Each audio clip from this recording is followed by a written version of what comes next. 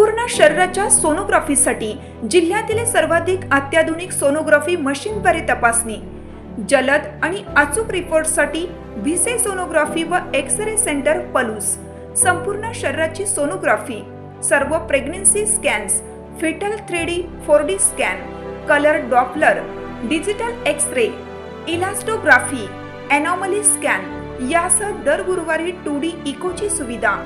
Bhise sonography व x ray centre Palus, जुने Marathe Bhise hospital जवळ, कन्याशाळा रोड, पलूस। ऐतवडे खुर्द येथे वारणा नदीकाठी मगरीच्या 4 पिलांचे दर्शन, परिसरात घबराट, वन विभागाकडून सतर्कतेचा इशारा। सांगली आणि कोल्हापूर जिल्ह्याला जोडणाऱ्या वारणा नदीच्या पात्रात मगरींचा वावर दिवसेंदिवस वाढत चालला आहे।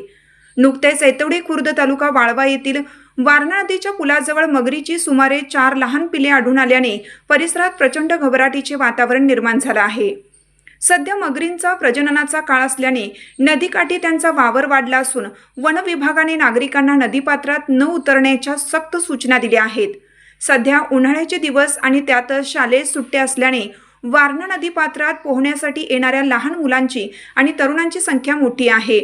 मात्र सध्या मगरींचा प्रजननाचा काळ असल्याने नदीकाठावर मोठ्या प्रमाणावर पिल्ले दिसून येत आहेत।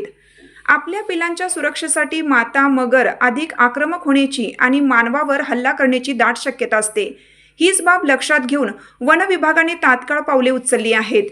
सध्या नदीपात्रात मगरींचा वावर वाढला आहे। नागरिकांनी, विशेषतः पोहणाऱ्यांनी आणि कपडे भांडी धुण्यासाठी जाणाऱ्या महिलांनी नदीकाठावर जाणे टाळावे। स्वतःची काळजी घेणे अत्यंत गरजेचे आहे, असे वन विभाग अधिकाऱ्यांनी म्हटले आहे। नदीकाठी मगरीची पिल्ली दिसल्याची माहिती मिळताच वन विभागाच्या अधिकाऱ्यांनी ऐतवडे खुर्द येथील नदीकाठाला तात्काळ भेट दिली। परिस्थितीचे गांभीर्य ओळखून वन विभागाने या ठिकाणी सतर्कतेचा इशारा देणारे सूचना फलक लावले आहेत।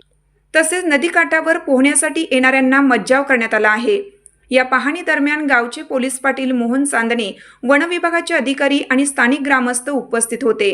नागरिकांनी कोणत्याही प्रकारे अफवांवर विश्वास न ठेवता नदी परिसरात जाताना पूर्ण खबरदारी बाळगावी, असे आवाहन प्रशासनाच्या वतीने करण्यात आले आहे।